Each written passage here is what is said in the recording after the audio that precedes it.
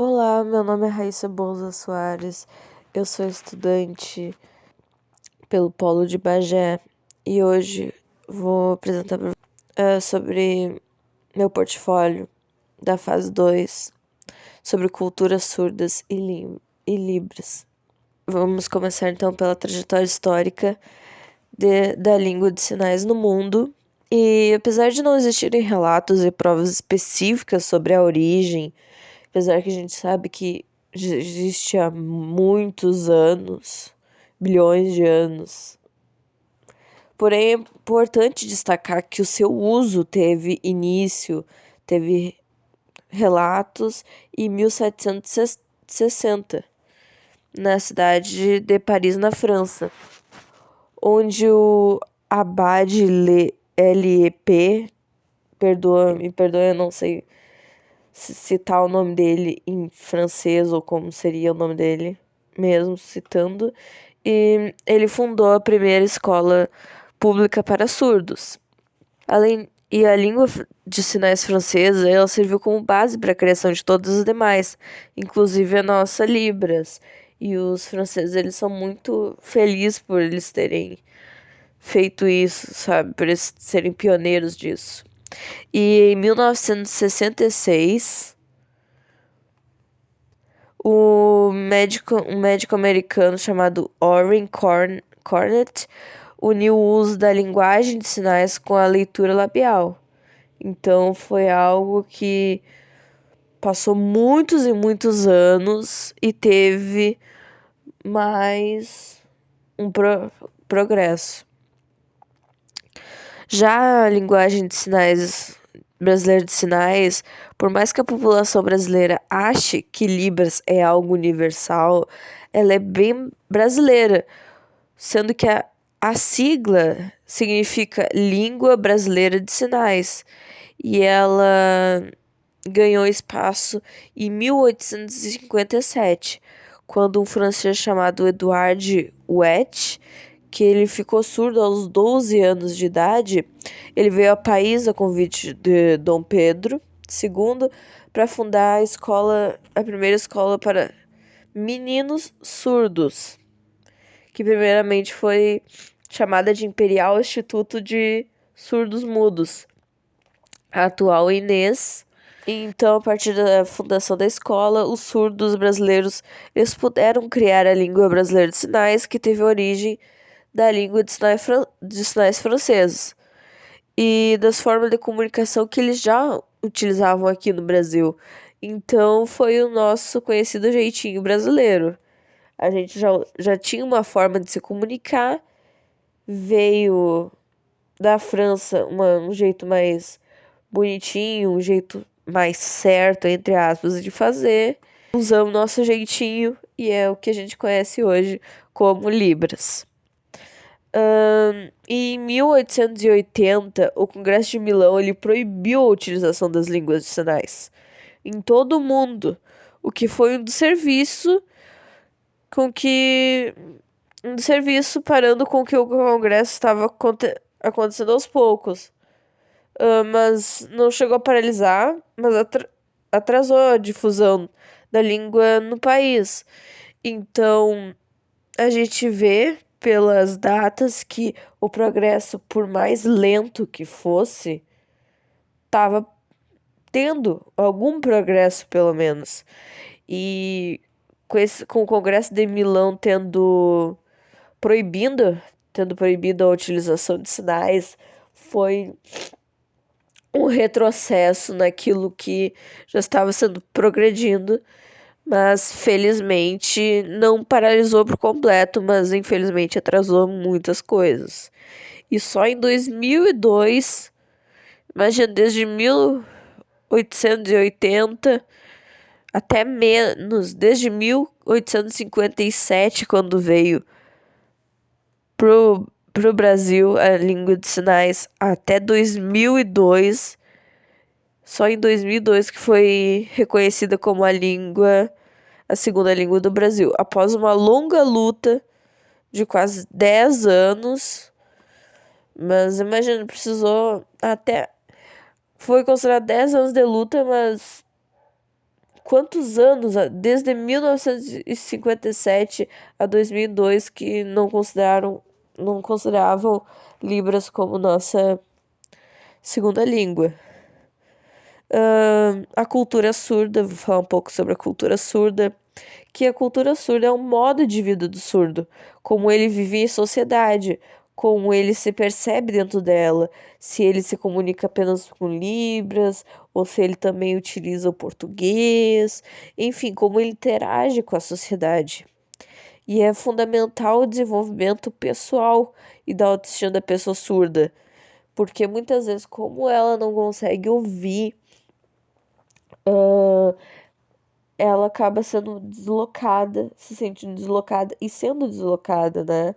Porque os colegas que não, as pessoas que sabem, que ouvem, acabam não conversando com essa pessoa, acabam não interagindo. Então ela se sente muito mal, se sente muito triste, pode se sentir muito triste. Isso pode abalar muito a autoestima e o desenvolvimento da pessoa surda. E os ouvintes também devem conhecer e fazer parte da cultura, de forma empática e interessada para uma melhor comunicação. Então seria importante os ouvintes poderem se interessar mais pela cultura surda, pela Libras, para que consigam se comunicar e fazer parte de uma comunidade mais empática. A privação do sentido da audição não inviabiliza a interação linguística, a participação social ou a produção cultural das pessoas surdas.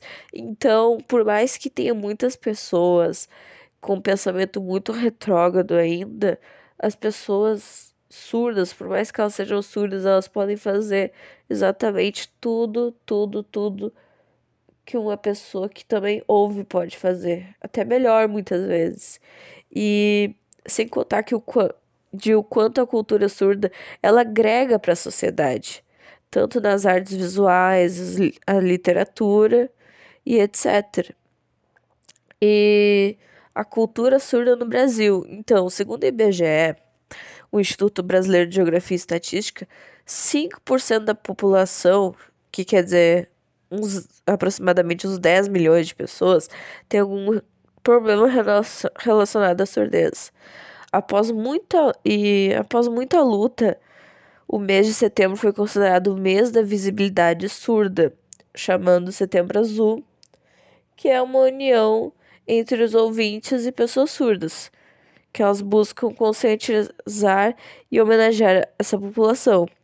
E na cultura surda do Brasil está presente as fábulas, as artes plásticas, as poesias, as histórias, as dramatizações, cinema, piadas, teatro, dança e entre outras coisas.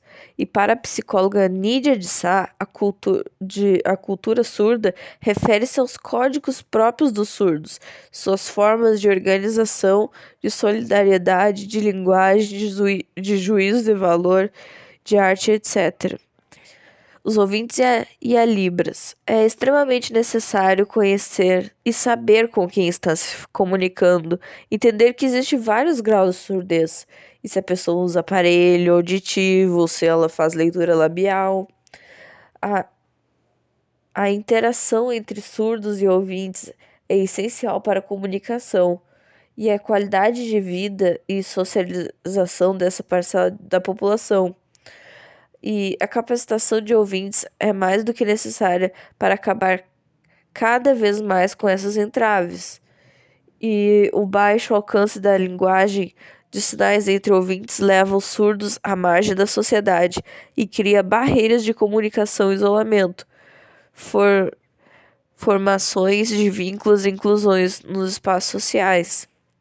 Então é extremamente importante que as pessoas ouvintes interajam com as pessoas surdas, que elas vão atrás, que, que se debata mais sobre isso, para que muitos preconceitos que as pessoas têm sobre isso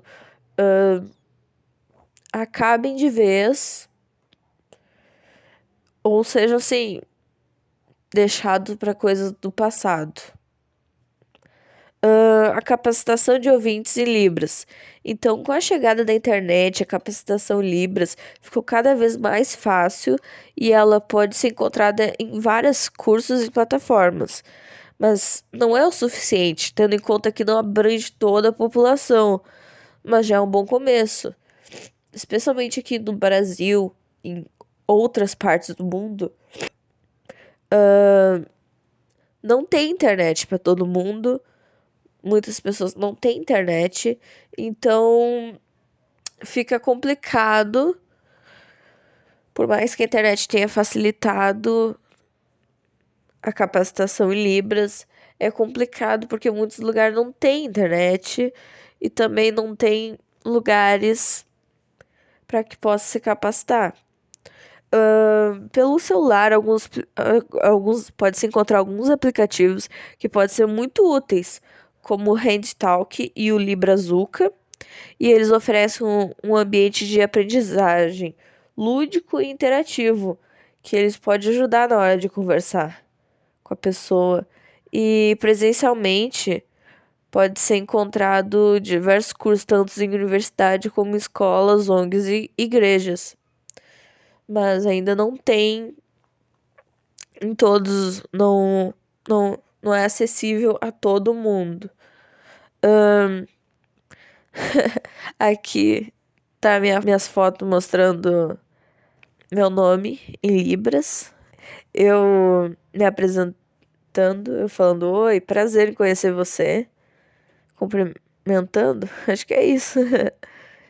E a experiência locais bem-sucedidas em Libras aqui em Bagé é que a gente tem, na nossa cidade, tem um projeto que está em tramitação, na qual viabiliza a comunicação entre ouvintes e surdos, onde vai beneficiar a comunidade e tanto não só a comunidade quanto os portadores de surdez, que eles vão ter mais inclusão e mais entrosamento com as pessoas na volta.